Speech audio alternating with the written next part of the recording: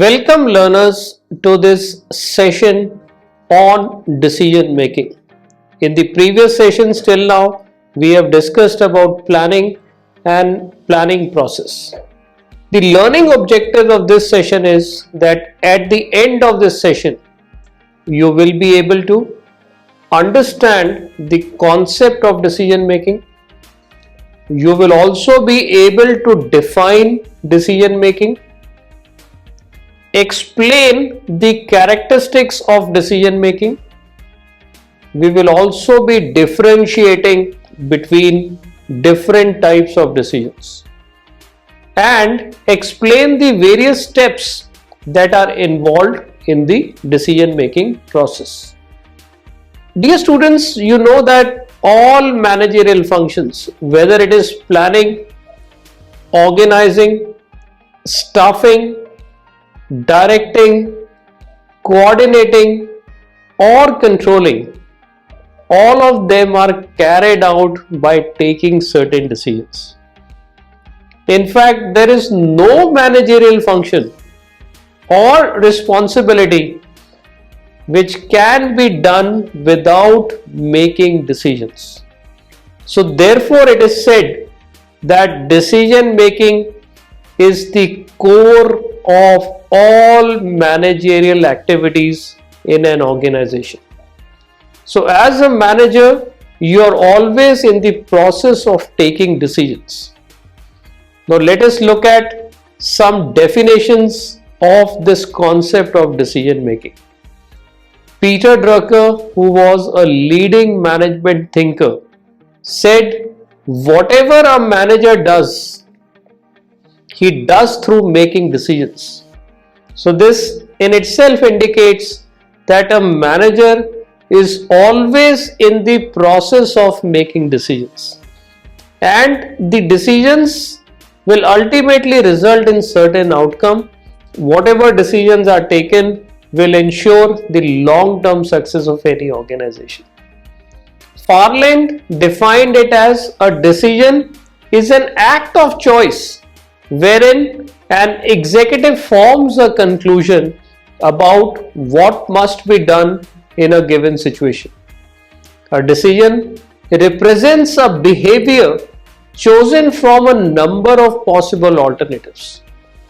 Marketing guru Philip Kotler said a decision may be defined as a conscious choice among alternative courses of action.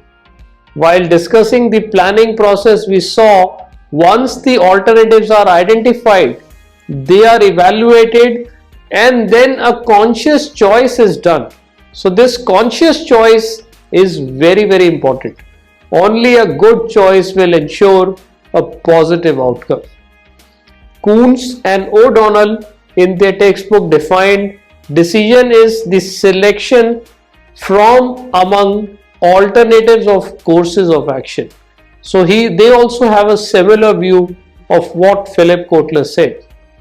Franklin Moore said decision making is the blend of thinking, deciding and acting. So the thought process is going, you are deciding, and the acting part or the action part is also embedded in the definition of decision making. So what we can say is decision making is basically a selection process and is concerned with the selecting the best type of alternative.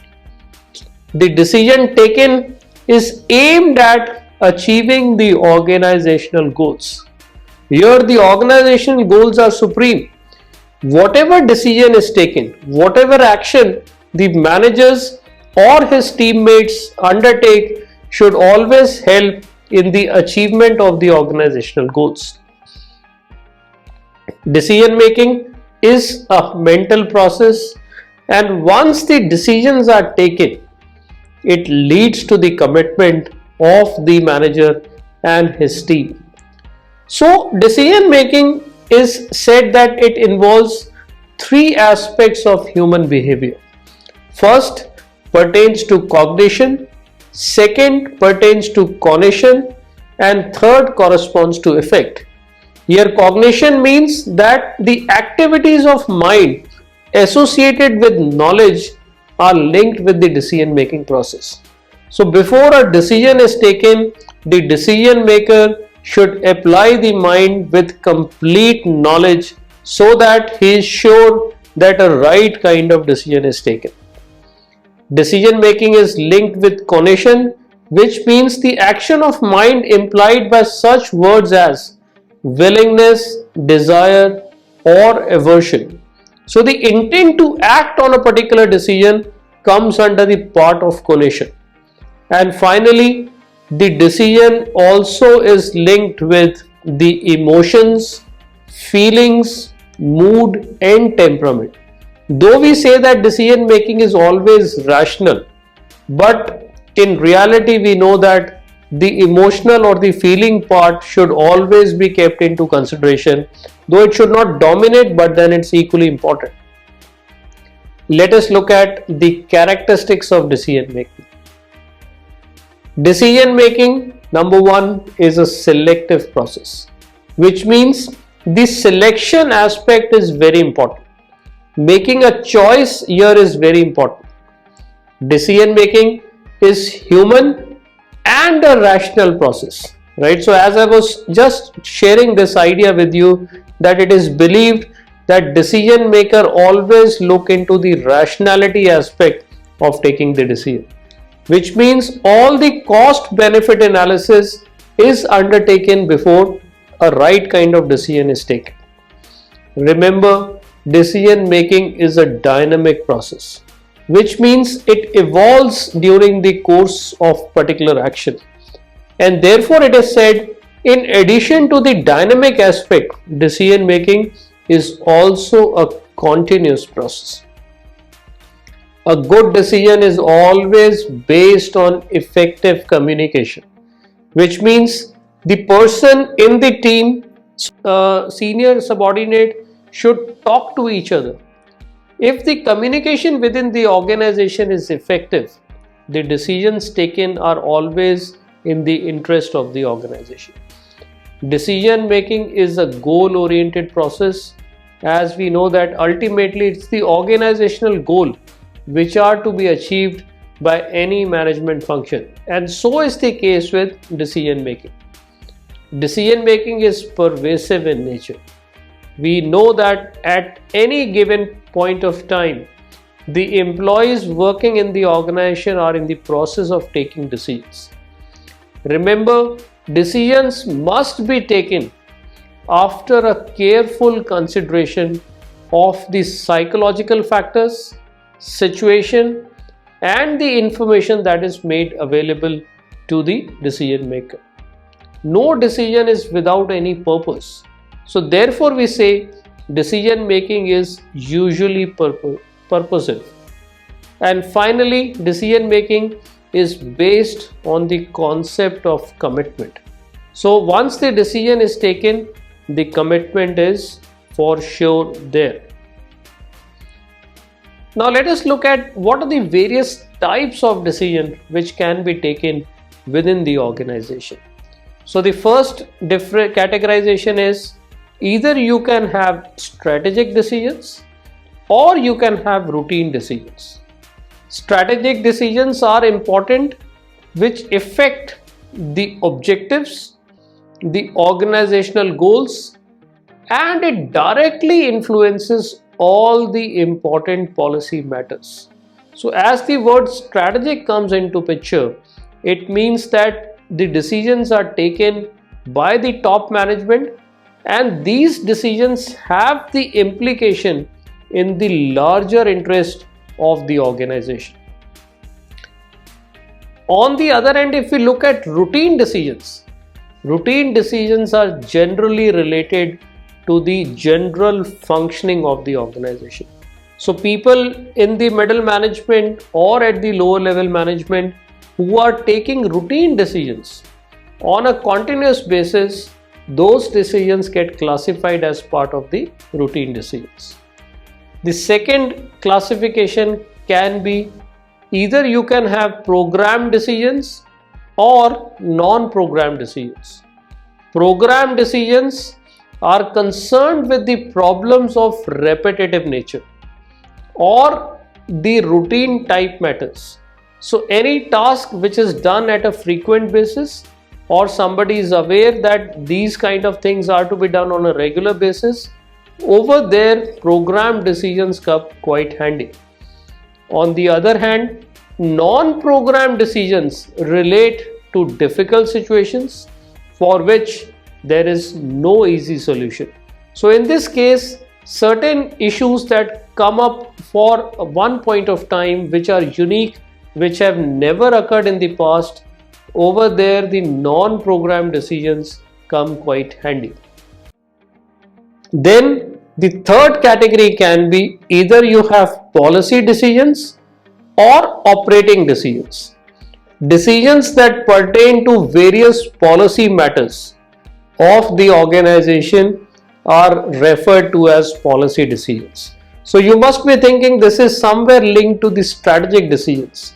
Yes, the other way to look at policy decision is that since they directly influence the organization at large, so therefore they can also be referred to as the strategic decisions or the policy decisions.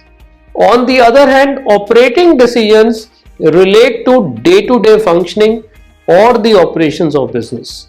So whatever operations have been identified, the manager, those who are responsible to implement or execute the plans, they are always in the process of taking such decisions which are referred to as operating decisions.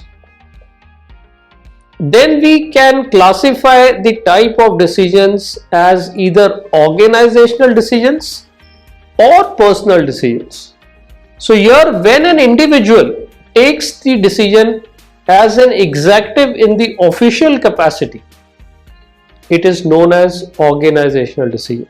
So for example, tomorrow you are appointed as the general manager of a hotel. So whatever decisions you take as the general manager of the hotel in the interest of the organization, those decisions are classified as organizational decisions.